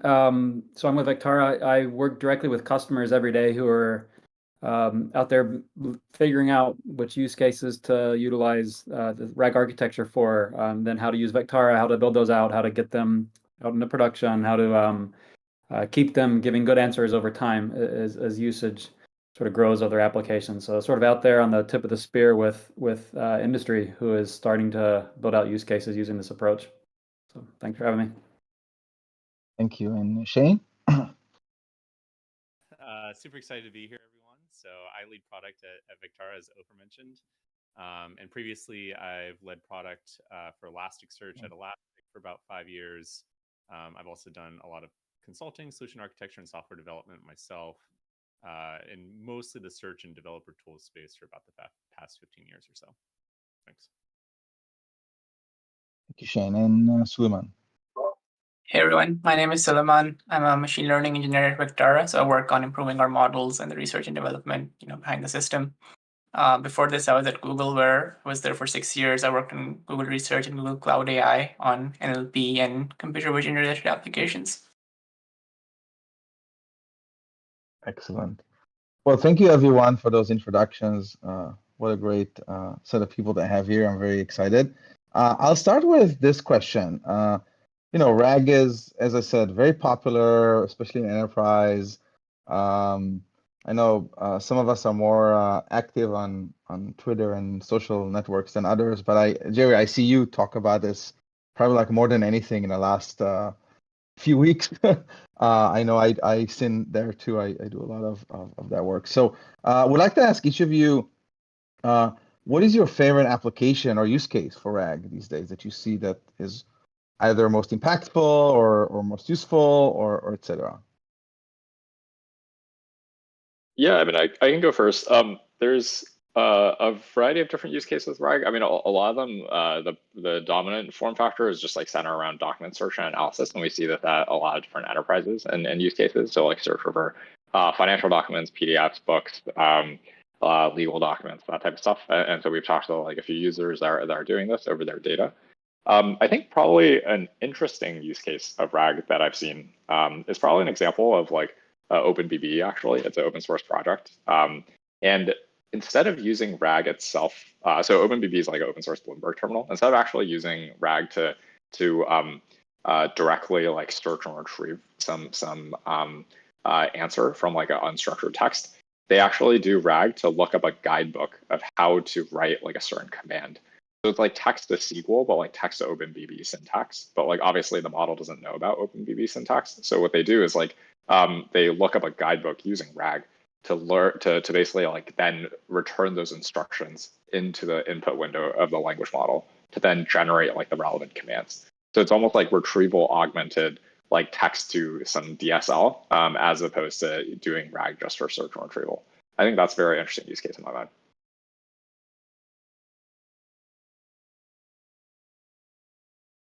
I can add in, maybe it's a recurring theme that we're seeing a lot with some of the customers that are building RAG applications. By the time they build out like a version 1 of a RAG application, whether it's on top of documentation, some kind of underlying data source, we're noticing something really interesting is that it opens up kind of an application theme that previously wasn't possible. So I can give our internal example. We built a Ray QA assistant on top of our documentation. Ray does a lot of things. It helps our users discover things faster. By time we finished building that, another team internally to help build a debugging application uses our Ray QA agent, the RAG application, as one of its agents that it communicates with. So when an issue, a user experiences an issue and it has to do with Ray, instead of doing something deterministic or another application of its own, it hits our agent. And then if it has an issue with PyTorch or Hugging Face, those things don't have a RAG application. That's kind of a different workflow. But yeah, we never thought that this would be sort of a foundational agent of its own. And then this application can continue to be tuned and improved while all its consumers get to benefit off of that. So like that foundational approach has been really interesting. I'll say, I mean, I think we've heard already this a couple of times. I love the use case on just documentation capabilities. So, for those that have ever tried to write documentation or sort of organize your documentation, you often go through this exercise of like trying to figure out, do I put this thing inside of the use case documentation, somewhere inside of a reference settings list, maybe on a different page, maybe on like the productionizing of this, software somewhere else. I love that with the RAG system, you can often ask a question where the information might exist in many different places. There's no absolutely correct sort of information architecture that you could come up with. But by virtue of using a RAG system, you can sort of combine the answer together into the right place and ultimately answer a question that, for every individual user might be slightly different that they're really looking for. Yeah. Right. I'll go next. Oh, sorry, Suleiman, you go on. Okay, so I can go. So so my favorite application I think would be RAG for multimodal applications. And what I mean by that is RAG over videos or audio. And it's kind of a hack. It's not really multimodal. You set up a RAG system over the transcript of a video or transcript of a podcast, for example. And then you can kind of get supercharged abilities for search. Like you're not searching just over the title of the podcast or the title of the video. You can actually figure out which segment exactly in the podcast is answering your specific question. So like if you're watching like a phone review and you have a question of like, what's the battery life of this phone? You can kind of scrub through the video, or you can ask your RAG system, hey, what's the battery life of the video of the phone? And it can take you to that exact location. So it's kind of a hack for, I guess, multimodal data using transcripts. Right, and so I'll answer it in two parts. The first one, almost universally, people want to do Q&A systems, right? The search bar is now turned into the Q&A bar because it's just easier, right? But that's normally the starting point. But some of our customers, what they're doing is actually pretty cool. They're now using RAG not just to like generate an answer, but generate something else. For instance, we got a customer that has training materials. They like make training for medical devices, and they let their users search for those materials to get their questions answered about the information. But they're also starting to generate custom course curriculum, like custom learning pathways based on what the user is asking. So same pipeline, you need to find the good facts and then generate something that's trustworthy, but it's just not an answer now, it's a course curriculum or on-the-fly learning materials.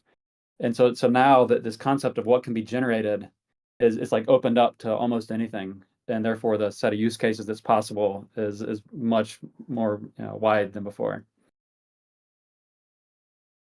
Awesome. That's great. Thank you everyone for what a wide variety. I love it. Good diverse set of use cases. Now I'll ask you the flip question, which is, what is still challenging? What is the most challenging step in RAG? Is it about accuracy? Is it about latency? What do you see as still something that we as practitioners and industry have to still solve, or could solve? Maybe it's okay, but we can work on much harder. I'm sure. Yeah, I can take this. So, I mean, I think a lot of people are probably going to say similar things, but like I think generally accuracy is like a top of mind concern, especially around like retrieval and also like reducing hallucinations. I think the one of the broad points I want to make is like I think one of the issues is a lot of people are getting into this space. Most of them are not information retrieval experts, and so they build this thing and they have absolutely no idea what to do with it afterwards because they build like a RAG pipeline and then it's like, okay, like I use some like out of the box PDF parser from like Llama Index, unstructured or line train, and then I chunked it some certain way, and then now I like have this like QA system, and then it's not working in some way. Now I have absolutely no idea how to fix it. And there's like a exponential number of things you can try from like the chunk size, the parser, all the way to the retrieval algorithm, to like the storage system you use. in terms of like cost and latency. And so I think there, like, as the space evolves, like the vendors will probably create like best practices for how to actually build these things in production, right? And have like more opinionated approaches of like, for these use cases, this is probably a good thing to do. I think right now that's still very early. And let me add on to that. Just my only point is that like everything you just said, yes, but adding the transparency and the explainability until we get to the point where there's no hallucinations, accuracy is great. I think that's an important thing that a lot of people don't think about initially, but once they're exposing this to real users, especially in the enterprise context, it becomes hugely important. So the user can see an answer, see something's generated, but also make their own decision on, how much can I trust this? This one's like 90% hallucination free or whatever. I think that's a huge point that people are starting to realize, again, in the enterprise context, especially. The spirit and of I think diversity. Jerry hit the nail on the head in the sense that what we see is that really good retrieval is the hardest thing for people to get right. And we hear, the questions that we heard a little bit earlier in this kickoff, for questions that were directed to you on how can I fine tune and when do I fine tune? These sort of things are where people are they're realizing that their retrieval system is failing in some fashion. And they know that they need to address that in some fashion. And the go-to sort of mechanism that a lot of people have heard of is fine-tuning. But that's one of the things that we found, and I expect we'll get into some of these questions a little bit later, but on fine-tuning is actually really bad for trying to augment the facts that you have inside of the system. It's really, really bad for that, for removing information, for adding information, for updating information. It's really good for setting the tone of voice or for these sort of expressive types of things. But most models still, if you're talking about like embedding models that often help to handle the retrieval side, they often still suffer with with certain types of data. So one of the things that we've realized over the last couple of years is that you need to have multiple systems in place. You need to have, either multiple models or multiple systems that are combining together one model or multi-model, and then with maybe like a more traditional keyword, because some of them don't handle, very specific facts. And they, again, that's where we see people saying maybe fine-tuning is the right solution, but I think people are still suffering a ton with trying to really understand that. And that's where we would try to solve a lot of this with Vectara. Yeah, I was going to say evaluation is still definitely our number one challenge. I would say the very next one after that has to do with just the final stage of generation when it comes to routing. A lot of POCs end up using 3.5 or 4, but then when you actually go to production, and if you have even a decent number of users, things get out of hand very quickly in terms of your bill. So we have a sort of a hybrid approach that we use internally, and we see a lot of our customers also using. But yeah, knowing how and when to route a certain query in context to 7dB versus 3.5 versus Code Llama, that's very much an open question. And yeah, maybe we can get into specifics later, but right now we're heavily dependent on our context. We have a supervised model that actually does the routing, and we spend a lot of time on that. But we know one thing, I think it's definitely not a this or that world. It's definitely an and world with a mixture of these different experts. And then, yeah, the way that we actually do the routing, I'm sure that we'll see that evolve in this next year. Wait, how are you doing the routing right now? I'm just curious. Yeah, so to maybe simplify it a little bit, a query right now can either be complex or non-complex. And we deem, so that's on a data set of queries from users that we've had in the past, and we actually label these. We determine something is non-complex if explicitly the answer to that question appears in our documentation today. So without having to do any jumps of logical reasoning or generating or having to decipher code, that query can be answered. It's non-complex. And this is for our use case, contextual. Vast majority, over 90%, are non-complex, which means we can route them to our Code Llama 34B, while the more complex ones can be routed to GPT-4. So cost savings wise, that helps a lot. But yeah, we're discovering that our data flywheel pieces actually help make more of the complex questions fall into the non-complex category, as we're able to kind of we can talk about that maybe when we talk about flywheels, but we can directly address, okay, these are complex questions that were routed this week. which of these can we address and actually improve in our underlying data source, our documentation, so that next time this becomes something that can be handled with our open source models.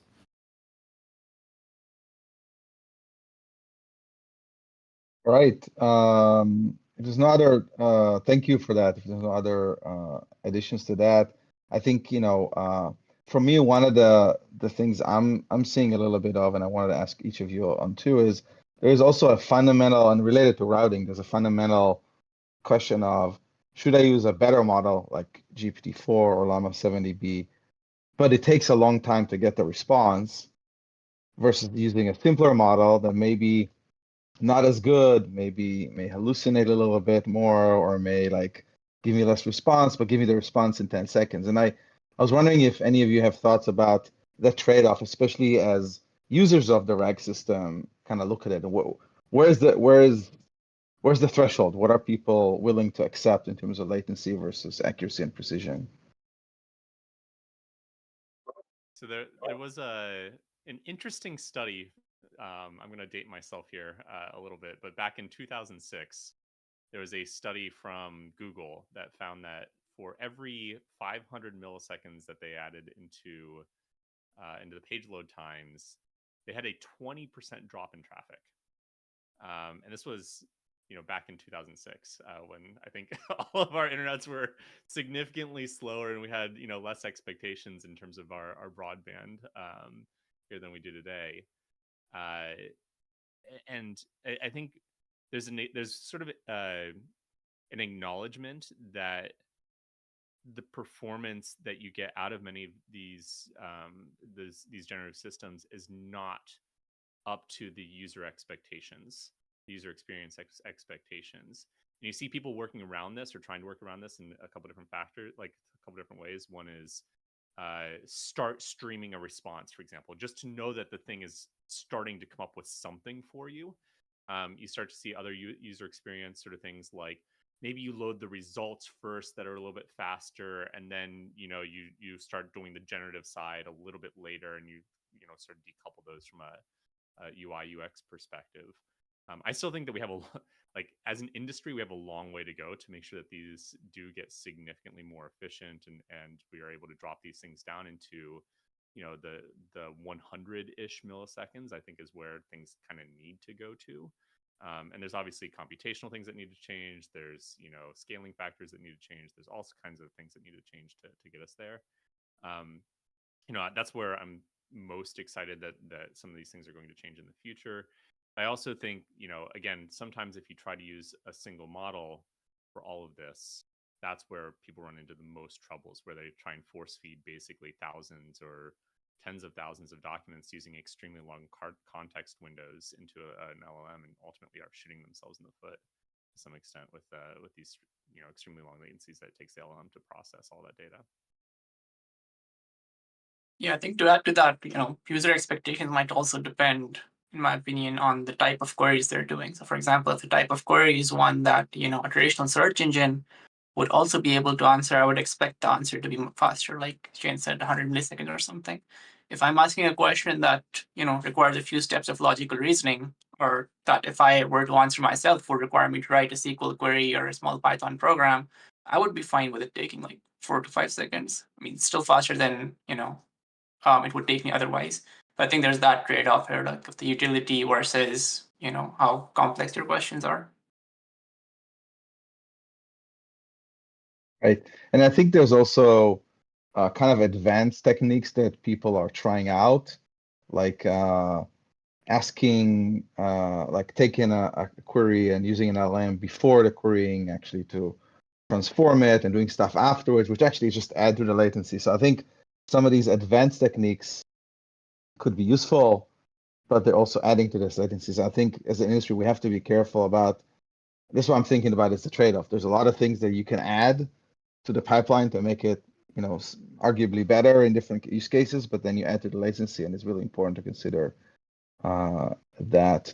I'm curious, Goku, if I can ask, I know there's a bunch of other efforts being made, like recently launched flash decoding, if you've seen that, and other efforts to kind of reduce the core latency of the LLM in whatever form you have it.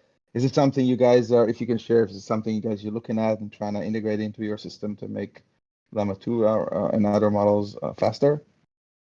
Yes, I think we'll have more details in a post coming soon, but yeah, we're definitely taking advantage of all the open source optimizations that are out there, whether it's working together with inference players like VLM, TensorRT, etc.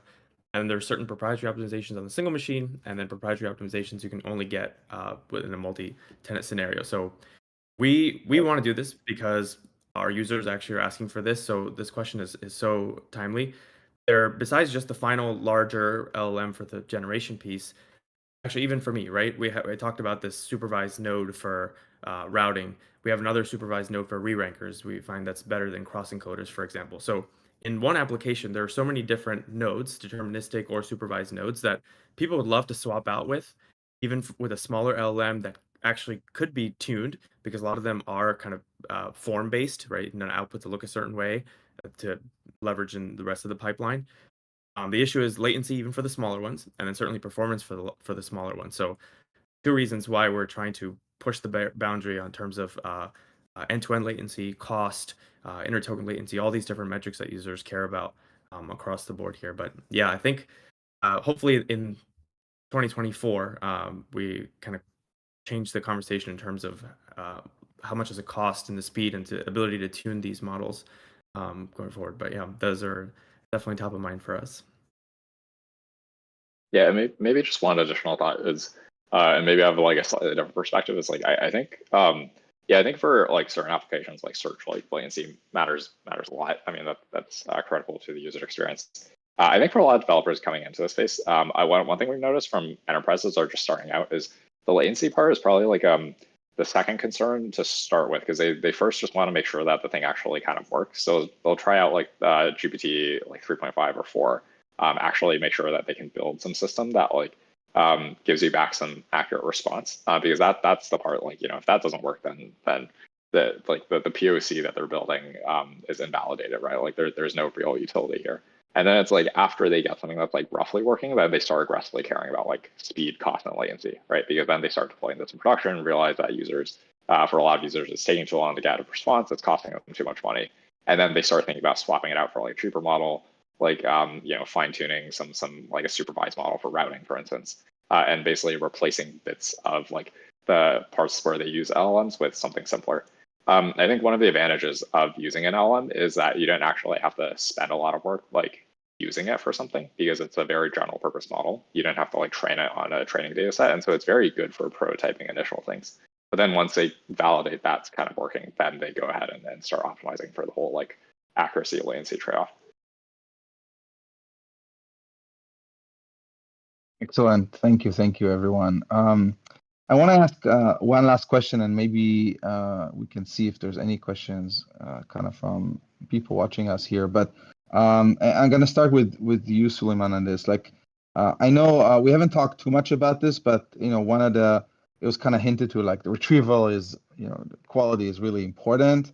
And I know you've been working with the Vectara team on a recently launched a boomerang model.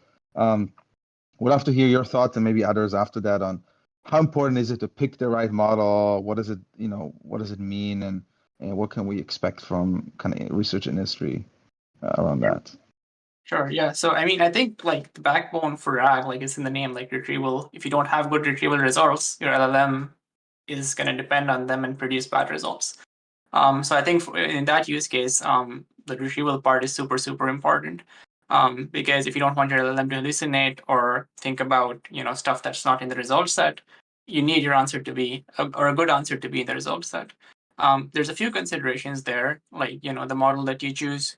So right now, for example, a lot of the APIs are offering one model. So for example, Vectara has the boomerang model, which is pretty good performance. As a user, I think you have to think about what model do I use in terms of like specific domain that you have.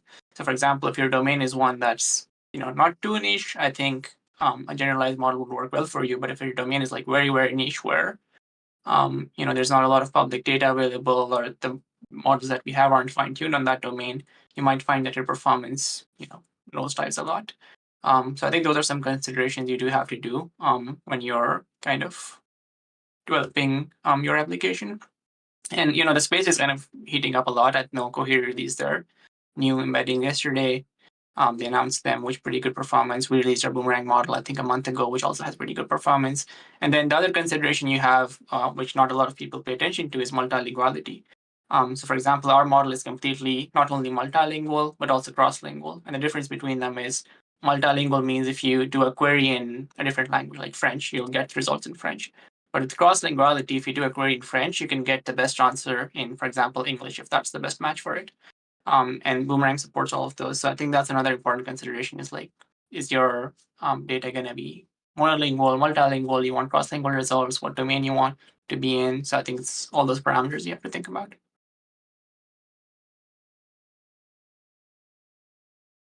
And again, just to mention, Boomerang is just for the kind of going back to my presentation, is integrated in Vectara. You don't have to do anything specific to it. Once you ingest documents, it gets, Boomerang gets used inside of the platform. But anybody else have any comments on this notion of retrieval part or anything else to add there? Yeah, I'll share one. This is sort of like the outside-in view of the users.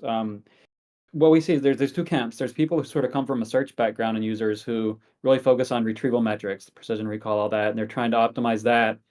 They sort of know that part's important. But there's a lot of people who don't have backgrounds in the information retrieval space. They just want good answers. So they don't care. In some cases, don't even really know about the R part of RAG. They just want the G part. And so it's interesting. They're trying to figure out, well, how do I quantify? I think Goku, you mentioned evaluation. Like, in my evaluation, like, how do I now quantify the how good this generated answer is? Versus what? That's sort of an evolving space of how to even understand the end result. Is that good or bad? And so the point in all that is R is hugely important in the RAG. And frankly, some users know and care, and other users don't know and frankly shouldn't care because they just want the good results at the tail end of it. So it's just an interesting, I guess, evolution of the market out there in the space and how people are coming to terms with how to use this, this new stack for the GenAI space. I mean, I would say that's, having worked in the search space and for a long time, I would say that's always kind of been the case, right? Like you always get the angry email from the CEO saying, result number 2 is not my favorite result when I did this, search on a traditional keyword system. And so it's always kind of been that there's been a massive disconnect in those that have been doing the sort of scientific analysis and quantifiable analysis on result sets or some sort of output to those that really care about the business results, right? It's how many widgets did I sell, or how good was the customer experience at the end of the day with my website or product.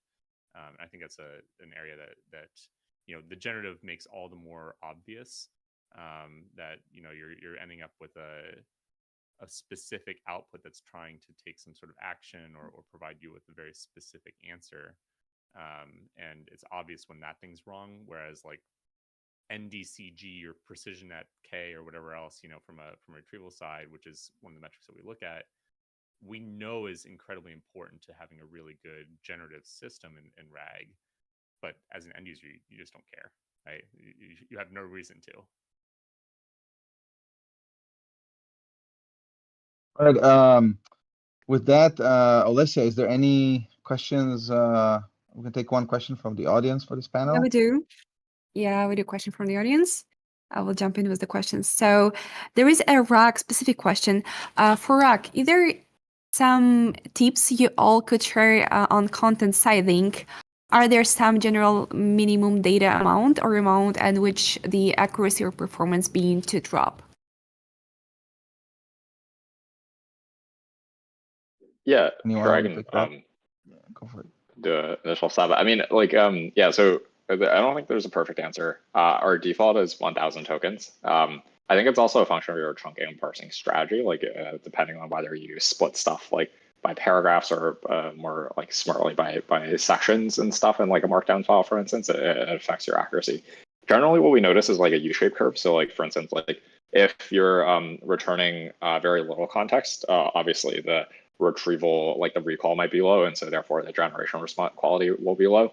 once you start having too much context, you start running into not only latency issues, but potentially stuff like loss in the middle, like not being able to attend to relevant pieces of context in the middle, depending on the model that you use. And so there's usually a sweet spot of like retrieve context somewhere in like the 1,000, 2,000 token range.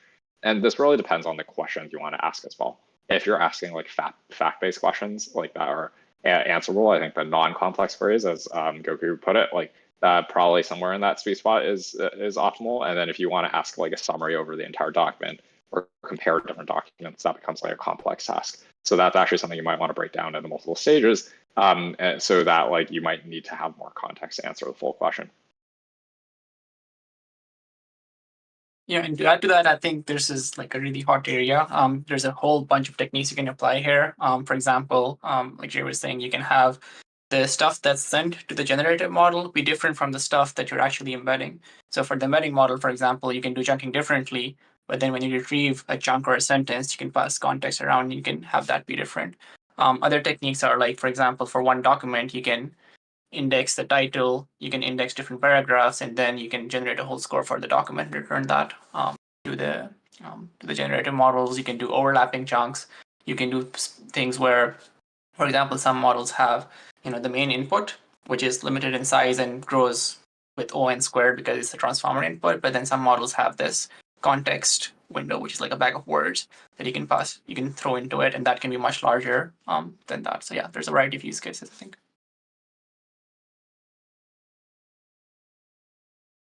All right. Well, I want to thank all of you here on the panel. Thank you so much. This was a very interesting conversation. Appreciate everybody's time. I hope the audience, you all had a good time listening to all these experts here on the panel. And, let's go with the hackathon. Good luck, everybody. We're really looking forward to seeing all of your creations. And if you have any further questions down the line, you can ask them in. We have great mentors and resources for you. And Alessia, I'll pass it over back to you. Thank you. Thank you for the session. It was really interesting. And I see the many thanks for you in the Twitch chat. So people are grateful for this talk. And guys, this talk will be saved. So you will be able to review it right after the stream as well. Just a few announcements I wanted to do in the end and close the stream and let you go to build your projects. So remember that in half an hour, we'll have Q&A session on Discord related to technology and team formation mainly. So feel free to join the Q&A session, ask your questions, and collaborate with mentors to start building. And also remember that you have a chat on Discord where you can tag mentors, tag Offer himself, tag a team of Vectara, and everybody that you feel you need help with. Feel free to tag, and people are there to help you. Thank you so much for the stream. We're really excited to kick off this hackathon and see what people can build with Vectara. And let's see what you can do, and see you on Discord. All right. Thanks, everyone.